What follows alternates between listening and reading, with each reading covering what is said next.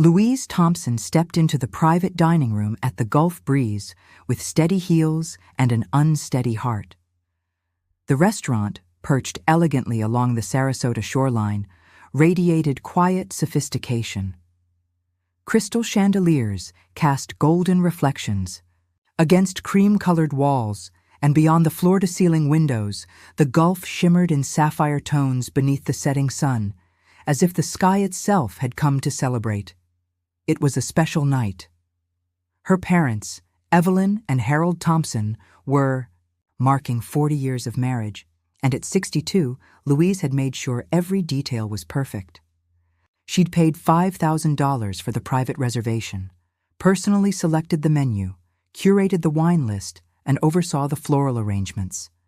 But more than planning a party, she was hoping, quietly, achingly, to finally be seen. For decades, Louise had been the steady one, the dependable sister, the fixer. When Melissa, the baby of the family, fell behind on bills, Louise stepped in. When their dramatic cousin Carol needed money to open a boutique, Louise wrote the check. Birthdays, holidays, anniversaries, Louise handled it all, while everyone else just showed up. That night, she arrived a few minutes late. A last-minute call from the president of her local bridge club had held her up. They were finalizing a BO charity tournament, and as coordinator, Louise couldn't ignore it. Nothing major, nothing that should have cast a shadow on the evening. Or so she thought. The moment she walked in, she felt the shift. Her chair at the center of the table, placed deliberately by her, between her parents and her sister, sat empty, as if preserved like a silent accusation. Melissa was already seated, along with Cousin Carol and Aunt Anna, the self-declared matriarch who wore judgment like pearls. Louise made her way to her seat with a polite smile, but the tension in the room was thick. Anna's eyes narrowed, her mouth puckered in visible disapproval. The air, once warm with the scent of seafood and Chardonnay, had turned cold and brittle. Louise reached for the lobster, the buttery delicacy she had personally chosen in a private tasting with the chef. But before her fingers could wrap around the silver tongs, Anna's voice sliced through the table like shattered glass. "Don't touch the lobster, Louise. That's for real family." Time stopped. For one suspended second, even the clinking of cutlery ceased. Louise's hand hovered in midair, her face flushed. Across the table, Carol slowly swirled her wineglass with a venom-laced smile. "Yeah, $5,000 dinners aren't really for people who live off favors," she said smoothly. Melissa, the same sister Louise had helped with 2 car payments that year, suddenly found her scallops fascinating. She didn't say a word, didn't look up. Her parents, Evelyn and Harold, remained silent at the head of the table, statuesque. They didn't flinch. They didn't defend her. That silence stung more than any insult. It was the sound of being discarded. Louise retracted her hand, composed but shaking inside. Her gaze drifted across the table, landing on each face that refused to meet hers. She'd paid their bills, planned their celebrations, and kept their secrets. And here, at the UC dinner she had planned and paid for, she was being treated like a guest who'd overstayed her welcome. A bitter laugh escaped her lips. "Well," she said, voice sharp as glass, "if real family prefers their lobster without me, who am I to ruin the party?" She stood, reached for her purse. Not one person told her to stop. Not one voice called her name.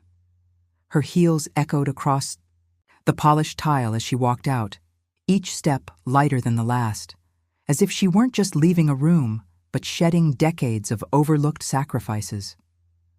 Outside, the Florida air was thick with salt and freedom. She took a deep breath and headed to her car, the ocean breeze brushing against her skin like a benediction. By the time she reached her Mediterranean-style bungalow, framed by blooming hibiscus and peace, her phone screen was lit up, 47 missed calls. Melissa, Carol, Anna, even her parents. Texts blinked across the screen like sirens. Louise set the phone down on the kitchen counter without a glance. She poured herself a glass of chilled Pinot Grigio and took it to the porch. Sitting down, she stared out at the distant lights scattered over the Gulf. They had drawn a line, and for the first time, Louise understood. The next move was hers. The morning after the disastrous dinner at the Gulf Breeze, Louise Thompson's Sarasota home was quiet, except for the relentless buzzing of her phone. The 47 missed calls from the night before had climbed to 62. Melissa, Anna, Carol, even her parents were flooding her inbox with messages ranging from desperate pleas to thinly veiled accusations. Louise sat on her porch with a cup of coffee, the scent mingling with the hibiscus blooming in her garden, staring at the phone with a calm, icy resolve. The humiliation of the night before, Anna calling her an outsider, Carol's snide remarks, Melissa's cowardly silence, still burned. But something else had taken root now. A determination she hadn't felt in years. Louise had always been the anchor of the Thompson family. At 62, she had built a stable life through her career as a real estate broker. Now retired, her passions were her local bridge club and a garden that was the envy of the neighborhood. But that stability had come at a cost. Years of bailing Melissa out of financial trouble, from overdue bills to summer camp fees for her kids. She'd planned the $5,000 dinner for her parents, naively hoping it would be a chance to be seen as more than the reliable sister. Instead, she was treated like an intruder, and no one, not even Melissa, whom she had defended since childhood, had lifted a finger to stand up for her. With a deep breath, Louise picked up the phone and dialed the bank. "I'd like to dispute." "A charge," she said, voice steady. The $5,000 transaction to the Gulf Breeze was reversed within minutes. She imagined the chaos it would cause, how they'd scramble to pay for the wine Carol had downed like water. Then another thought struck her. The family retreat she'd planned, a $15,000 weekend at the Ritz-Carlton in Naples, complete with luxury suites, spa treatments, and beachfront dinners, was still pending. Louise opened her laptop, pulled up the confirmation email, and with a few swift clicks, canceled the reservation. The cancellation notice appeared like a weight lifted from her shoulders. "If I'm not part of the real family," she murmured, "then they don't need my money." Her phone buzzed again. A message from Melissa. "Louise, what's going on? The restaurant said the bill wasn't paid. Mom's mortified." "Call me!" Louise set the phone aside, but before she could take another sip of coffee, the doorbell rang. She opened the door to find Melissa, her face flushed, brown hair tousled, eyes wide with panic. Behind her, her two teenage sons were trampling Louise's lawn, kicking a soccer ball into her flower beds. "Louise!" Melissa burst out, stepping inside uninvited. "The restaurant said the charge didn't go through. Dad had to pay out. Of pocket, and Anna's telling everyone you sabotaged the dinner." Louise crossed her arms, leaning against the kitchen island, the cold granite grounding her. "Sabotage?" she said, her voice calm but razor-sharp. "Funny, I thought sabotage was being called a leech at a dinner I planned." Melissa blinked, thrown off, but quickly regained her footing. "You're overreacting, Louise. Anna was just joking. You know how she is. And now you leave Mom and Dad in this mess? They're devastated." Louise let the silence stretch, watching as Melissa fidgeted, her face flushing deeper. "You know, Melissa," she said finally, "I really thought you'd say something last night, after everything I've done for you. But you just sat there staring at your plate like I wasn't even there." Melissa opened her mouth, then closed it again, Louise's words hitting hard. I didn't know what to say," she stammered. "But we're family, Louise. You can't just walk away." Louise stepped forward, her gaze locked on her sister's. "Family?" she said. "Family doesn't humiliate you in front of a room full of people and expect you to smile through it. I didn't cancel the rest of the dinner costs because they were prepaid, but I'm done being the Thompson family's ATM. As Melissa stood speechless, Louise picked up her phone and pulled up the cancellation email from the Ritz-Carlton. "By the way," she said, turning the screen toward Melissa, "you might want to check your inbox. That weekend in Naples? It's off." Melissa's face drained of color as she read the confirmation, her mouth falling open in shock. "Louise," she whispered, voice trembling, "why would you do this? Mom and Dad were so excited." "Because—" "I'm tired, Melissa," Louise said, her voice steady but weighted with years of resentment. "Tired of being used, tired of being dismissed, tired of pretending we're one big happy family while you all laugh at my expense." Melissa's sons, now quiet, stood at the doorway watching. Louise pointed toward the exit. "Now, if you'll excuse me, I have a bridge tournament to organize." Melissa hesitated, eyes glassy, but eventually gathered her kids and left, casting one last bewildered glance at Louise. The door closed with a soft click, and Louise returned to the porch. Her phone buzzed again. Anna, Carol, even Harold. She ignored them all, a strange but powerful sense of freedom rising in her chest. They thought guilt would pull her back, like it always had. But Louise knew this was only the beginning. On Friday, Louise was trimming her hibiscus in the garden, the hot Florida sun warming her skin, when a new message arrived. It was from Anna. "Louise, this is shameful. Turning your back on family like that? You've always been selfish." Louise rolled her eyes and tossed her phone onto the porch table. Selfish? She, who had paid Melissa's overdue bills, Carol's never repaid loans, and even her father's golf club fees. The accusation was almost laughable, but it still stung, not because it was true, but because of the sheer audacity. The next move came on Sunday. Louise opened the door and found her parents on the porch.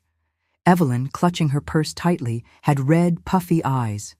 Harold, standing stiffly, looked older, the wrinkles on his face deeper under the Florida sun. "Louise, we need to talk," Harold said, his voice rough. Louise hesitated but opened the door, guiding them to the living room couch. A framed photo of her and Melissa as young girls still hung on the wall, a reminder of simpler times. Evelyn didn't waste time. "You've humiliated the family, Louise. The dinner, the retreat in Naples. Your sisters were so excited. How could you do this?" Louise crossed her arms, the old anger rising, but her voice stayed calm. "Humiliated? I paid for that dinner, Mom. I booked every detail. And what did I get? Anna calling me an intruder, Carol treating me like a freeloader, and Melissa, my own sister, staying silent while I was attacked." Harold frowned, rubbing his sparse beard. "We're family, Louise. Families fight, but they make up. You're taking this too far." Louise let out a short, humorless laugh. "Family? You've treated me like an ATM for years. Everyone always had excuses, and even you, Dad, with your so-called emergencies that were never paid back. And when I needed support, where were you? You know this wasn't the first time I've been treated this way." Evelyn opened her mouth, but Louise raised a hand. "No, Mom, I'm done being the one who always gives in. You've made me feel small, like I was never enough, and no one, not even you, ever said a word to defend me." The silence that followed was heavy, broken only by the ticking of the living room clock. Evelyn wiped a tear, but Harold just shook his head and muttered, "You'll regret being alone, Louise." They left soon after, Harold's old car trailing smoke as it drove away. Louise stood at the window, her heart tight, but a strange peace beginning to form. That night, she opened her laptop and reviewed her trust documents, written years ago when her real estate business had taken off.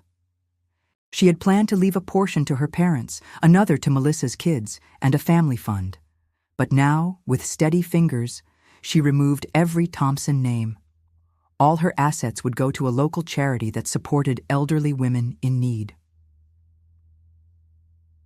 Closing. The laptop. Louise felt a wave of freedom, like she'd won a tough bridge game against seasoned opponents. The following week, Melissa showed up again, this time alone. She stood on Louise's porch holding a tray of homemade cookies, a gesture that smelled of manipulation. "Louise," she began softly, "I know things got out of hand, but we're sisters. We can't let this tear us apart." Louise looked at her, remembering childhood afternoons full of secrets and laughter. But she also remembered Melissa's silence at that dinner, betrayal disguised as shyness. "Melissa," Louise said, her voice steady but not unkind, "being sisters doesn't mean I have to tolerate being disrespected. You had a chance to stand up for me, but you chose silence. I love you, but I won't be your doormat anymore." She paused, pointing to the cookies. "And by the way, your oatmeal cookies are always dry." Melissa blushed but said nothing, walking away in silence. Louise returned to her garden, her hands in the soil, the sun warming her neck. Her phone buzzed with one last message from Anna. "You'll end up alone, Louise." She smiled and deleted the message. Alone? No. She had her bridge club, her friends who truly cared, her garden in full bloom. For the first time in years, Louise felt whole, free from the chains of a family that never truly saw her. As she pruned a hibiscus, she thought about the next tournament. Maybe this time she'd play to win, not just the game, but life. 6 months after the dinner at the Gulf Breeze, the one that shook the very foundation of the Thompson family, Louise felt the Sarasota air growing lighter, as if the Gulf Breeze had finally swept away the weight of decades, expectations, subtle judgments, and heavy silences. At 62, Louise had found a new rhythm. The messages from the Thompsons had all but vanished. Anna had gone quiet with her venomous texts. Carol had sunk into her own dramas. Evelyn and Harold, her parents, now sent nothing but generic birthday cards with quotes copied from cheap websites. But Melissa still lingered. The younger sister, hesitant and uncomfortable, like a question no one wants to ask. Louise knew that Melissa's silence that night still haunted her, perhaps more than anything that had actually been said. But she also knew that in their family, genuine apologies were rarer than snow in Florida. That Saturday afternoon, the sun was shining generously over her garden. Louise was prepping the grill and setting the table for her Bridge Club barbecue. When the doorbell rang, it was Melissa, holding an orchid. Not a fancy arrangement, not a showy bouquet. An orchid, subtle, persistent, almost apologetic. "Louise," she began, her voice trembling, "can I come in? I want to talk." Louise sighed, not out of annoyance, but surprise. She pointed to the patio table, where the sun danced across the waiting wine glasses. Melissa sat down, tracing her fingers over the ceramic pot as if it might help her find the right words. "I know I let you down," she said, not meeting her eyes. "At the dinner, I should have said something. Anna was cruel, and I froze. But we're sisters, Louise. I don't want to lose that." Louise crossed her arms. The old hurt still lived there, but now she knew her own worth. "Melissa, it's not just about that night. It's years. You all leaned on me, the fixer, the quiet one, the strong one. And while I held everything up, you made me small. I'm done being strong just because no one else will be. I deserve more." Melissa nodded, ashamed. "I know. I leaned on you too much. But I'm trying to change. I took a bookkeeping course. I'm paying my own bills now. I'm trying to stand on my own, and I'd like to reconnect. For real." Louise studied her. There was something different. Maybe humility or exhaustion. But trust doesn't return with flowers and well-crafted lines. "Let's take it slow," she said. "Being sisters doesn't only count when it's convenient. It means respect. It means listening." Melissa offered a shy smile. "I understand. And thank you for everything." A little while later, Louise's friends arrived, wide-brimmed hats and easy laughter in tow. Melissa left with a quiet wave, promising to call. Louise poured the wine, shared stories, and laughed with her friends under the Florida sky. For the first time in a long while, she felt light, free. Later that evening, as she cleared the dishes, she noticed the orchid still sitting on the patio. Beautiful, resilient. When she brought it inside, she saw the small envelope hidden beneath the pot. Louise paused, opened it. Inside, a check, signed by Melissa. The amount? Exactly what Louise had lent her years ago, tucked alongside it, a short note. It's not about the money. It's about respect. Louise sat down. The sun was setting now, and for the first time in many years, she cried. But not from pain. This time, it was relief. Thank you for listening.